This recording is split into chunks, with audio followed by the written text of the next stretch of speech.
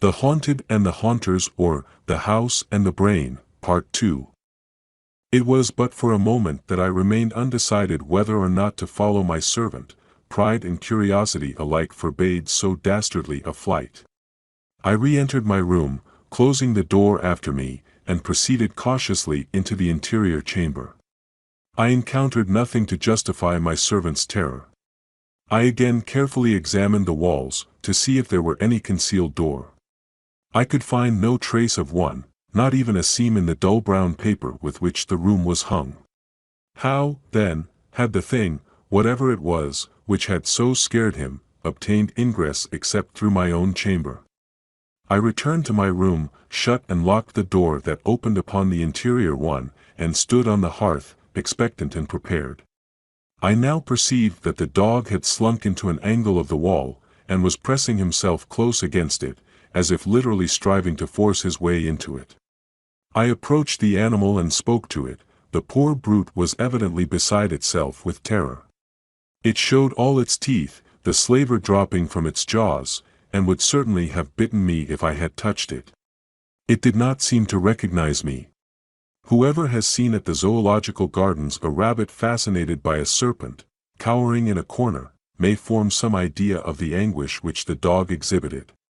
Finding all efforts to soothe the animal in vain, and fearing that his bite might be as venomous in that state as in the madness of hydrophobia, I left him alone, placed my weapons on the table beside the fire, seated myself, and recommenced my Macaulay.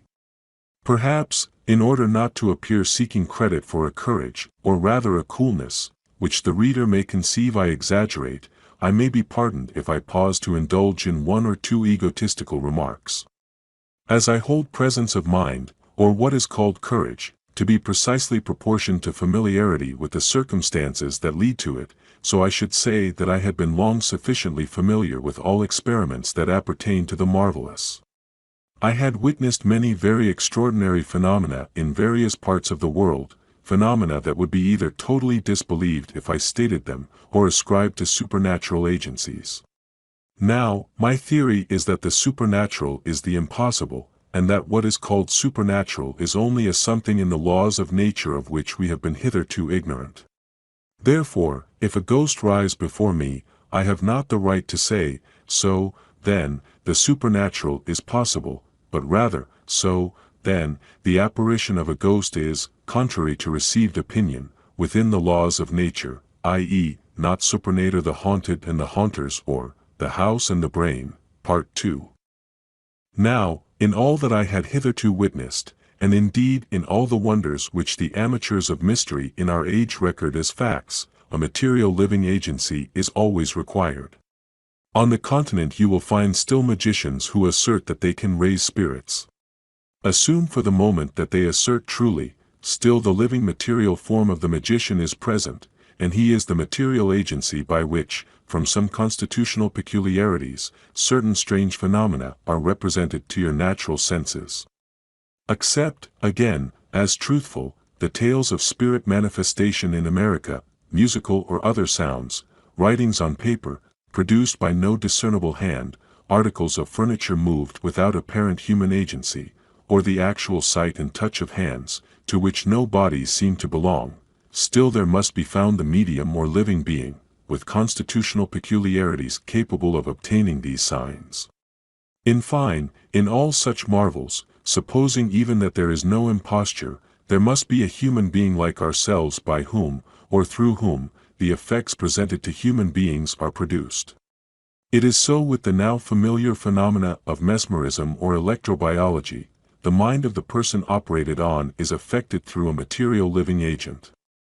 Nor, supposing it true that a mesmerized patient can respond to the will or passes of a mesmerizer 100 miles distant, is the response less occasioned by a material fluid, call it electric, call it otic, call it what you will, which has the power of traversing space and passing obstacles, that the material effect is communicated from one to the other. Hence all that I had hitherto witnessed, or expected to witness, in this strange house, I believed to be occasioned through some agency or medium as mortal as myself, and this idea necessarily prevented the awe with which those who regard as supernatural, things that are not within the ordinary operations of nature, might have been impressed by the adventures of that memorable night. As, then, it was my conjecture that all that was presented, or would be presented to my senses, must originate in some human being gifted by constitution with the power so to present them, and having some motive so to do, I felt an interest in my theory which, in its way, was rather philosophical than superstitious. And I can sincerely say that I was in as tranquil a temper for observation as any practical experimentalist could be in awaiting the effect of some rare, though perhaps perilous, chemical combination.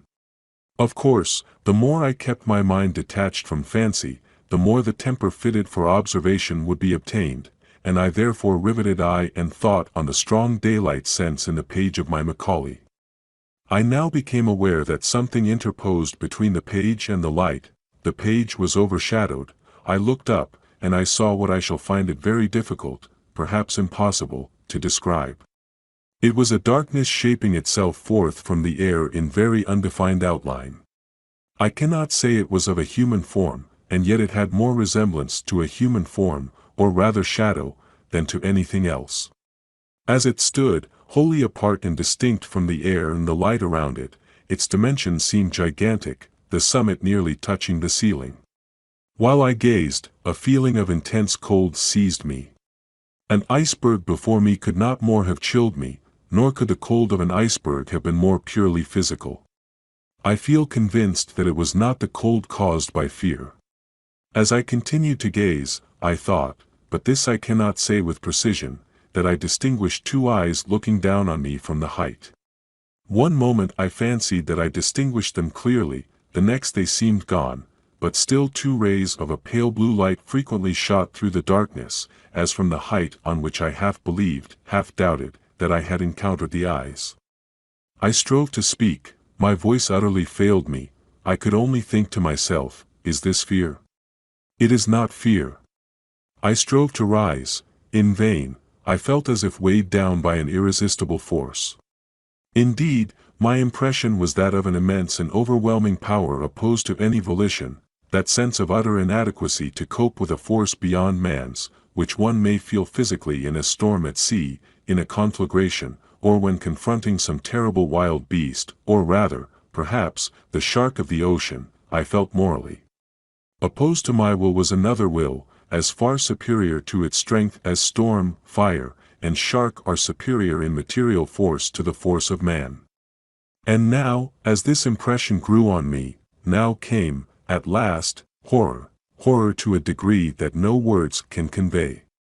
Still I retained pride, if not courage, and in my own mind I said, this is horror, but it is not fear, unless I fear I cannot be harmed, my reason rejects this thing, it is an illusion, I do not fear. With a violent effort I succeeded at last in stretching out my hand towards the weapon on the table. As I did so, on the arm and shoulder I received a strange shock, and my arm fell to my side powerless. And now, to add to my horror, the light began slowly to wane from the candles. They were not, as it were, extinguished, but their flame seemed very gradually withdrawn. It was the same with the fire, the light was extracted from the fuel. In a few minutes the room was in utter darkness. The dread that came over me, to be thus in the dark with that dark thing, whose power was so intensely felt, brought a reaction of nerve. In fact, terror had reached that climax, that either my senses must have deserted me, or I must have burst through the spell. I did burst through it. I found voice, though the voice was a shriek. I remember that I broke forth with words like these, I do not fear, my soul does not fear, and at the same time I found the strength to rise. Still in that profound gloom I rushed to one of the windows, tore aside the curtain, flung open the shutters. My first thought was, light. And when I saw the moon high, clear, and calm, I felt a joy that almost compensated for the previous terror. There was the moon, there was also the light from the gas lamps in the deserted slumberous street. I turned to look back into the room. The moon penetrated its shadow very palely and partially, but still there was light.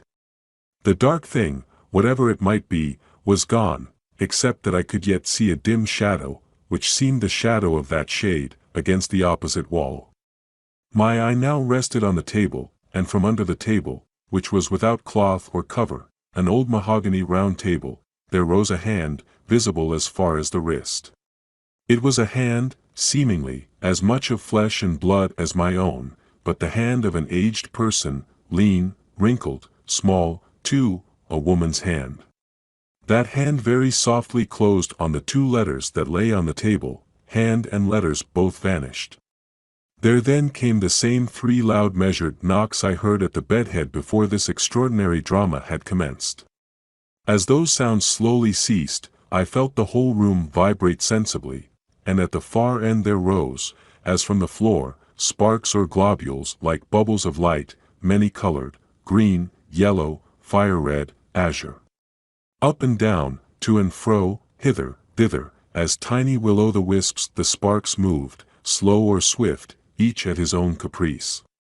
A chair, as in the drawing-room below, was now advanced from the wall without apparent agency, and placed at the opposite side of the table. Suddenly as forth from the chair, there grew a shape, a woman's shape. It was distinct as a shape of life, ghastly as a shape of death. The face was that of youth, with a strange mournful beauty, the throat and shoulders were bare, the rest of the form in a loose robe of cloudy white. It began sleeking its long yellow hair, which fell over its shoulders. Its eyes were not turned towards me, but to the door. It seemed listening, watching, waiting. The shadow of the shade in the background grew darker, and again I thought I beheld the eyes gleaming out from the summit of the shadow, eyes fixed upon that shape. As if from the door, though it did not open, there grew out another shape, equally distinct, equally ghastly, a man's shape, a young man's. It was in the dress of the last century, or rather in a likeness of such dress, for both the male shape and the female, though defined, were evidently unsubstantial, impalpable, simulacra, phantasms, and there was something incongruous, grotesque, yet fearful, in the contrast between the elaborate finery, the courtly precision of that old-fashioned garb, with its ruffles and lace and buckles, and the corpse-like aspect and ghost-like stillness of the flitting wearer. Just as the male shape approached the female, the dark shadow started from the wall, all 3 for a moment wrapped in darkness. When the pale light returned, the 2 phantoms were as in the grasp of the shadow that towered between them, and there was a blood stain on the breast of the female, and the phantom male was leaning on its phantom sword, and blood seemed trickling fast from the ruffles, from the lace, and the darkness of the intermediate shadow swallowed them up, they were gone. And again the bubbles of light shot, and sailed, and undulated, growing thicker and more wildly confused in their movements. The closet door to the right of the fireplace now opened, and from the aperture there came the form of an aged woman. In her hand she held letters, the very letters over which I had seen the hand close, and behind her I heard a footstep. She turned round as if to listen, and then she opened the letters and seemed to read, and over her shoulder I saw a livid face, the face as of a man long drowned, bloated, bleached, seaweed tangled in its dripping hair, and at her feet lay a form as of a corpse, and beside the corpse there cowered a child, a miserable squalid child, with famine in its cheeks and fear in its eyes. And as I looked in the old woman's face, the wrinkles and lines vanished and it became a face of youth, hard-eyed, stony, but still youth, and the shadow darted forth, and darkened over these phantoms as it had darkened over the last. Nothing now was left but the shadow, and on that my eyes were intently fixed, till again eyes grew out of the shadow, malignant, serpent eyes. And the bubbles of light again rose and fell, and in their disorder, irregular, turbulent maze, mingled with the wan moonlight. And now from these globules themselves, as from the shell of an egg, monstrous things burst out, the air grew filled with them, larvae so bloodless and so hideous that I can in no way describe them except to remind the reader of the swarming life which the solar microscope brings before his eyes in a drop of water, things transparent, supple, agile, chasing each other, devouring each other, forms like not ever beheld by the naked eye. As the shapes were without symmetry, so their movements were without order. In their very vagrancies there was no sport, they came round me and round, thicker and faster and swifter, swarming over my head, crawling over my right arm, which was outstretched in involuntary command against all evil beings. Sometimes I felt myself touched, but not by them. Invisible hands touched me. Once I felt the clutch as of cold soft fingers at my throat. I was still equally conscious that if I gave way to fear I should be in bodily peril, and I concentrated all my faculties in the single focus of resisting, stubborn will.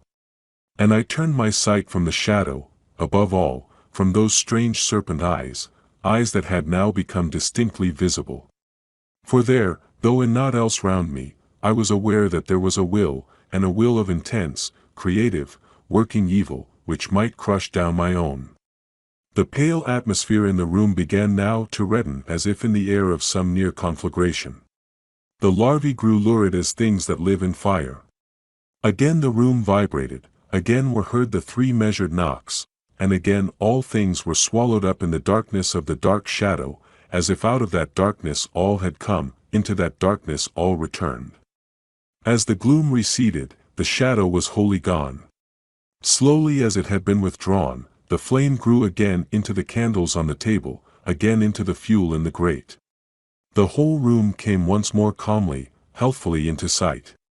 The 2 doors were still closed, the door communicating with the servants' room still locked.